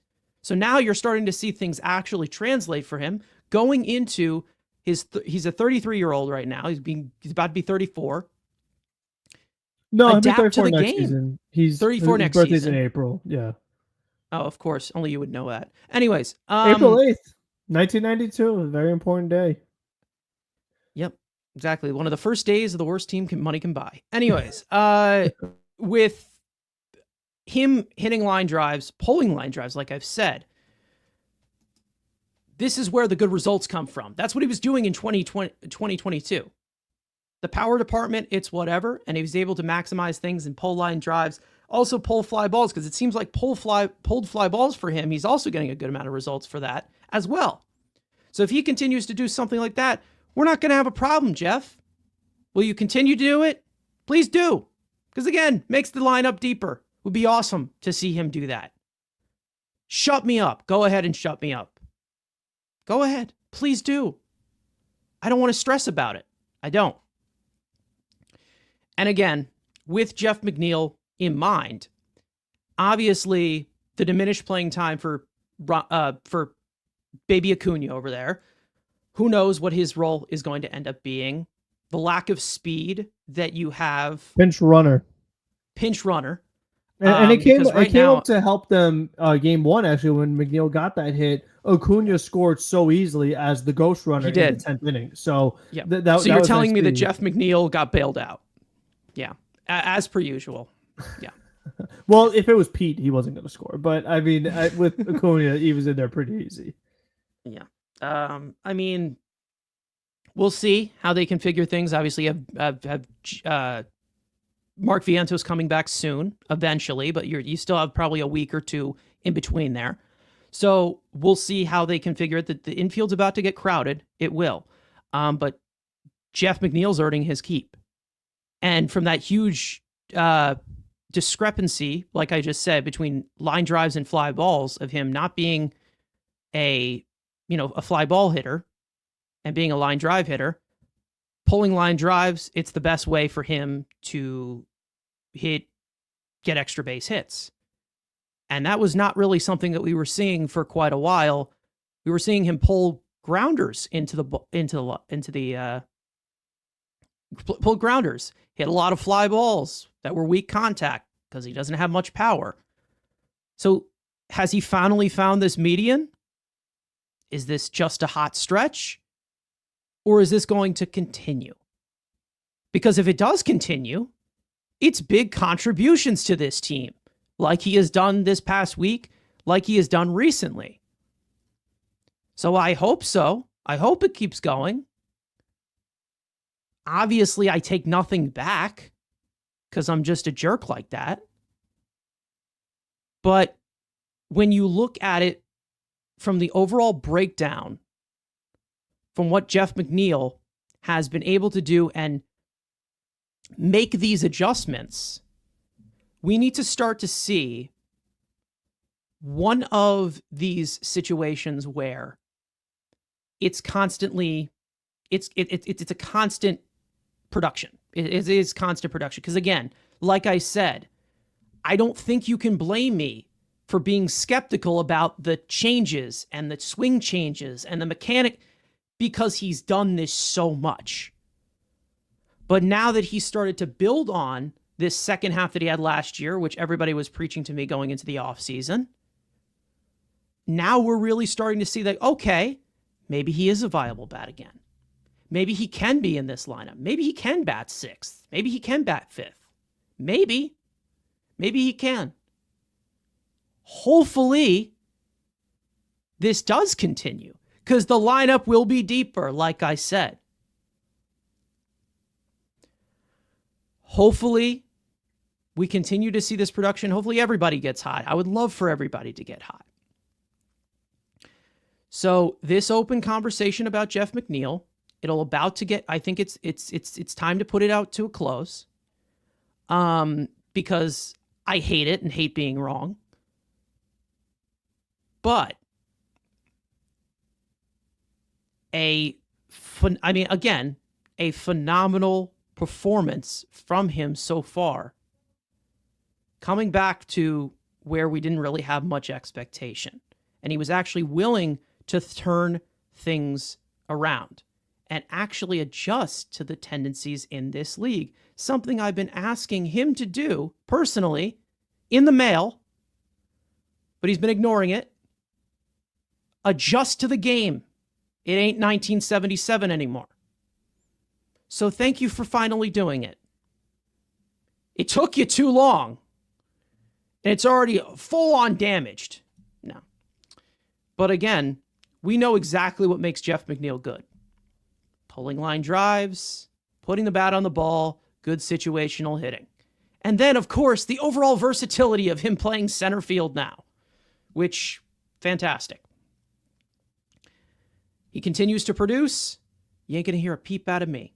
You ain't going to hear anything. Nothing. Yeah, I've said some things. Yeah, I have. Deal with it. Deal with it.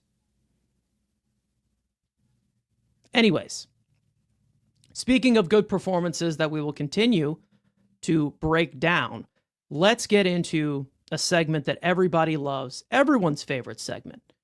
Studs and duds. One player that was good in this series that we want to give flowers to, one that was not.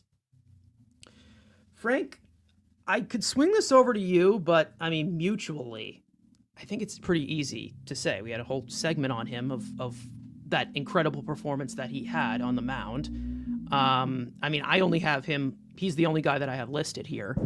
We can mention some other guys, but I think David Peterson is the undisputed stud number one on this list throughout this series. I think you can agree, correct? Yes. I mean, yeah, correct. Because listen, it might be the only shutout the Mets have all year. So, I mean, you got to highlight it when it happens.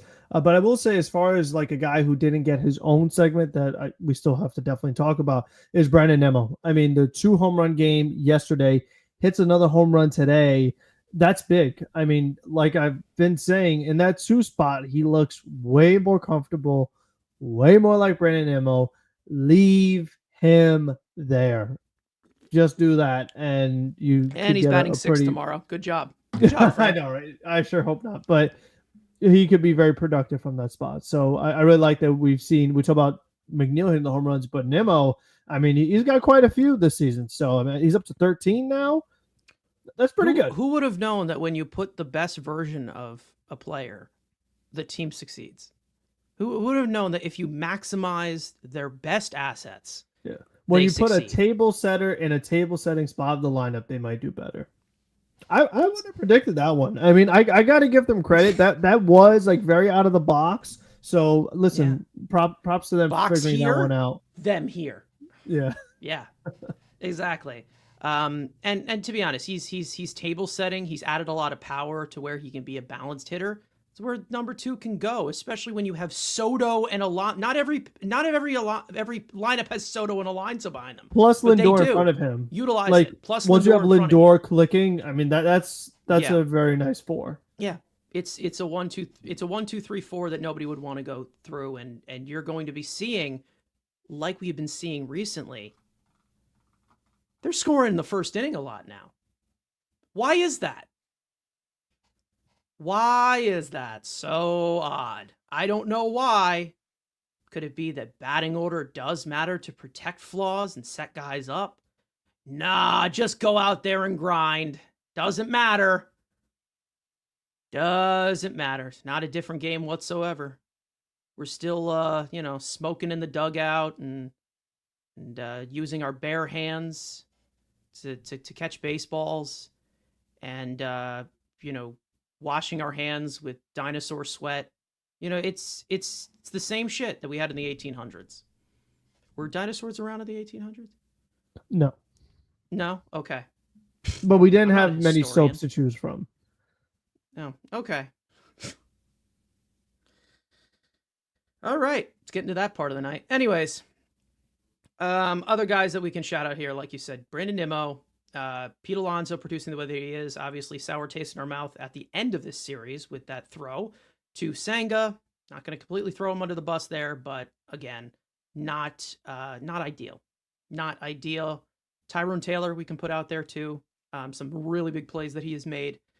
I mean, he always has. Like, he always makes these big plays that just impact the non-score sheet. Is he the Josh Hart of this team? Maybe. I don't know. Is he the what's his name? Somebody said it in the chat actually earlier. Said he's our Andy Chavez. And what was Andy Chavez? A dog. He was a dog. Exactly.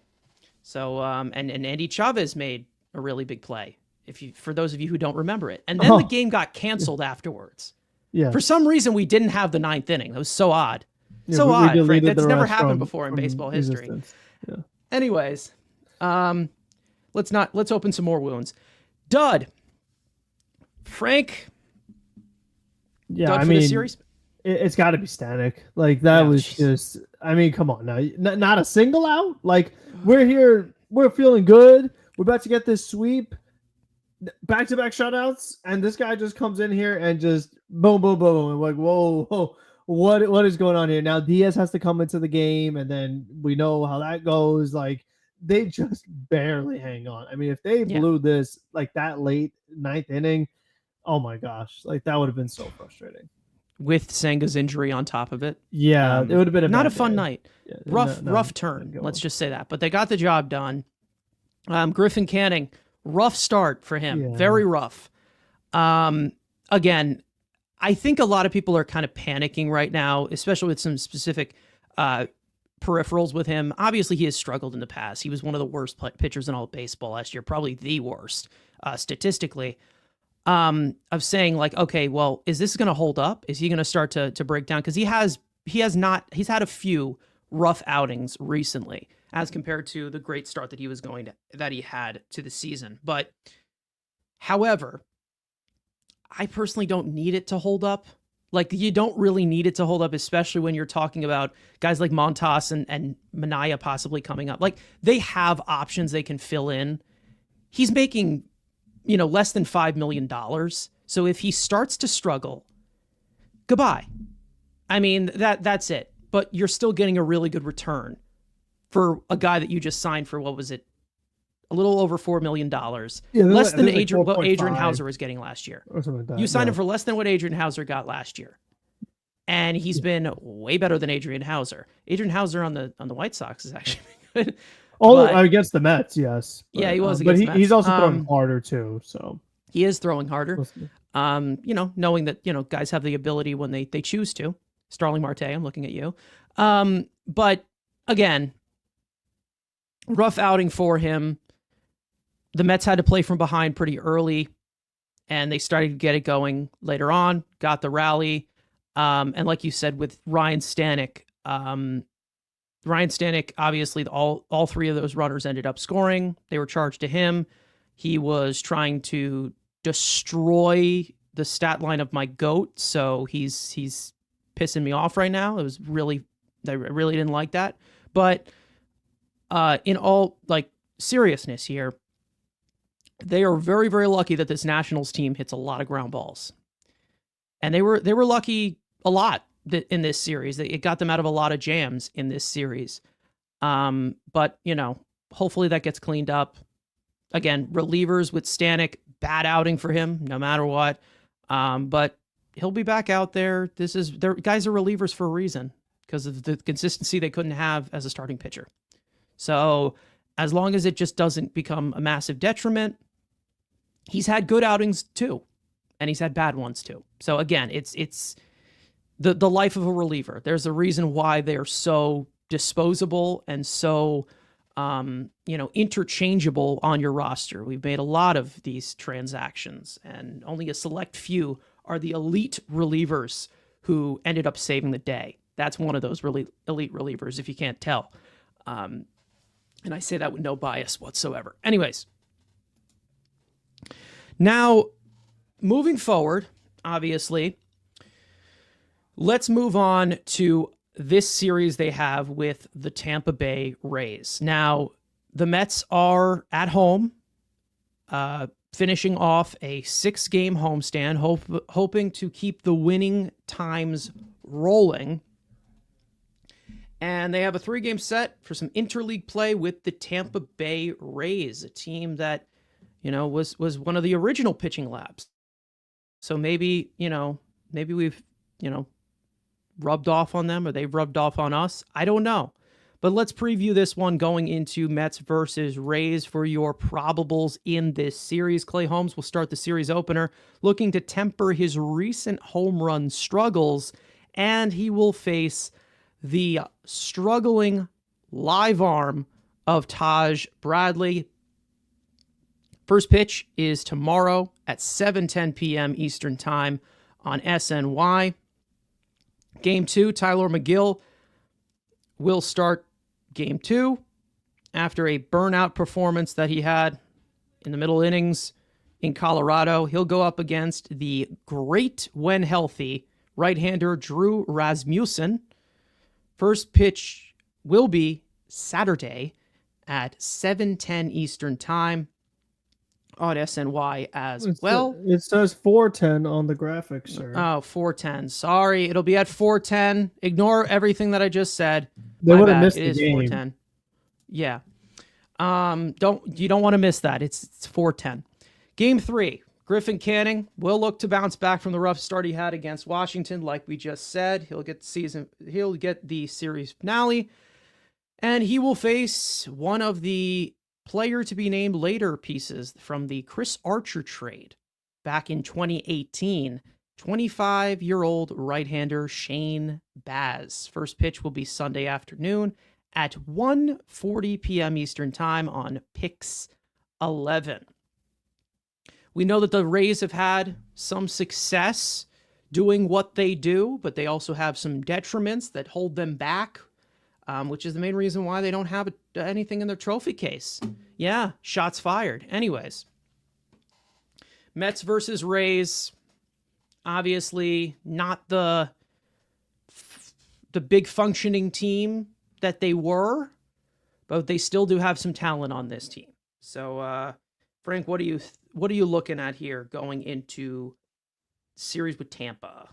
Yeah, I mean, the matchup with Rasmussen is going to be pretty interesting, but I mean, this Tampa team is very I mean, there are a few games over 500, and just like when you look down the line, it's like a lot of these guys are just having like okay seasons. I mean, you have some nice young players, don't get me wrong, Aranda, Caminaro, like, I mean, these guys have been pretty good, but a majority of them, it's just very I mean, that's just kind of the way it's been.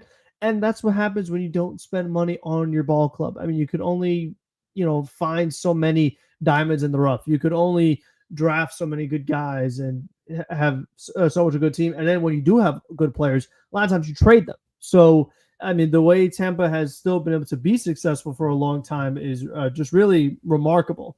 So, I mean, they're a team that the Mets having the best record in baseball and playing good right now, they should win the series. I mean, it's at home where the Mets have been amazing, like probably the best home record in the league. So they really should not have many issues here. I mean, at worst, 2 out of 3. But I mean, if they want to win 9 in a row, I wouldn't say it's impossible. I mean, it's certainly something they could do. But I mean, we'll just see how it goes. Because Tampa, they've been a team that, despite them not being a juggernaut, they've given the Mets some fits past couple of years, especially when they play on the road. But they're a team that they're tricky. It's going to be close, but like you said, with the good pitching they have, like it could still be like a game where you're like, oh, that was not pretty. So I'm curious to see the final outcomes.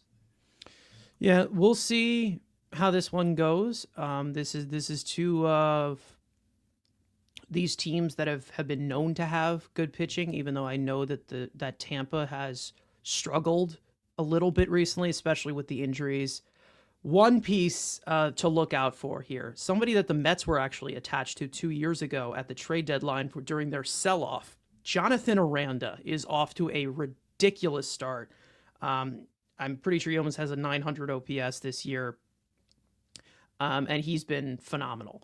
Another guy, obviously, to look out for, Brandon Lau, is also having a solid season. His usual slugging, don't get on base, and hit a bunch of home runs.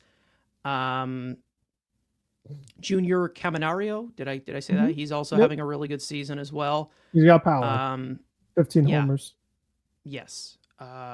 Let's see. And watch out for Caballero off the bench. I mean, 25 stolen bases. Then you got Chandler Simpson with 19 stolen bases. So, I mean, they have a couple guys who really could move. They got pests. So, I mean, you got to watch out. Even former Met Jake Magnum. I mean, he's got 10 stolen bases of his own, 705 OPS. I mean, 33 games. He's hit over 300. That was a Met trade that, didn't really come to fruition. So, he's been solid for them. Yeah. Their bullpen has been pretty solid. I know they have, Uceta came off of a really good year last year, but he's been struggling a little bit. Pete Fairbanks, another great year.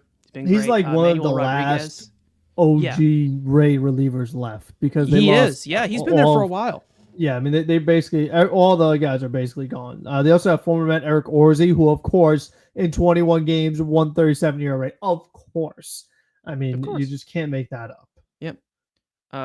They still got talent on this team. Cole Sulser was also a Met at one point. He's a Ray. So, I mean... Cole Sulser. The Mets made quite a few trades with them, though. I mean, in the past few years, they've made quite a few trades with the Rays. Yeah. Maybe there's some in the future. Who knows? Garrett Cleavinger is another one. Yes. Really good reliever they've solid had. Lefty. Their bullpen has still been pretty solid. So we'll see how that matches up. They've got their pests. They got their power hitters. They always seem to find a way to get production out of some of these guys, even though they're not having the best season. I know that the AL East is pretty tight outside of the Yankees, but they're 36 and 32, the third place right now. They're still contending for a playoff spot. We'll see what decisions they make at the deadline because they usually trade a lot of guys. But this should be an interesting performance. Let's just say that. Interesting series, let's just say, as I'm looking at my timeline, that the Rockies just got their first walk-off win of the season. So against the Giants too. Against the Giants. So wow, good for them. Anyways, some other comments that I want to bring up before we get out of here. Obviously, Rosie K saying Stanek is an issue. Listen, again, like I said, the inconsistencies of relievers is never going to fade. It never will. Someday you're going to like a reliever, and someday you're going to really fucking hate him. It's really rough to have that sort of consistency. I did see one piece of context here. Obviously, Stanek was really, really bad today. But I am seeing right here that this year, between splits, Ryan Stanek, earned run average over 5 with Francisco Alvarez behind the plate. Then I'm seeing a earned run average below 2 with Luis Torrens behind the plate. Well, he didn't have Alvarez last start. No, he did not have Alvarez last time. But was Alvarez behind Alvarez was behind the plate. There was a pass ball, right? There was a pass ball or something. He's had quite a few of those. Yeah. So again, that's probably something there. I don't know if there's like, but to be honest, a lot of the pitchers have been doing better with Torrens this year. Over Alvarez. Alvarez hasn't really played as much compared to, anybody else, but something to monitor. Let's just say that. There were some other things in here. Ibby saying, also need Frank to say that he loves Tyrone Taylor. Did you squash the beef with him? What do you think? I mean, I still don't love the jersey number he wears, but I mean, overall, he's done well in center field. Oh, is that why? That's why. Okay, we all figured it out. We figured it out. Let's see. There is one more thing that I wanted to address that was in here. One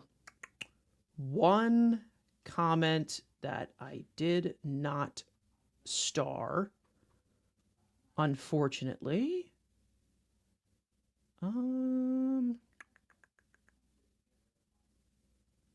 Let's see.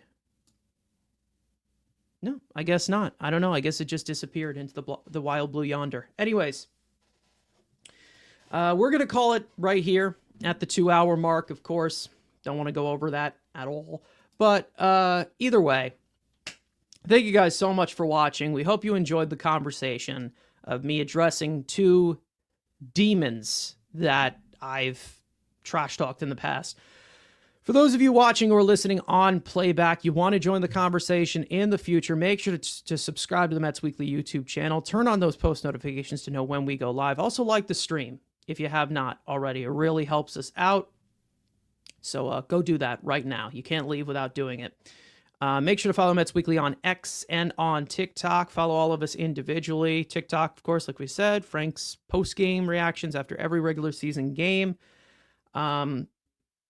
And of course, with the Mets, good times rolling. Fingers crossed on Kodai Senga. Let's hope he's okay. And let's go Mets. We'll see you guys next time.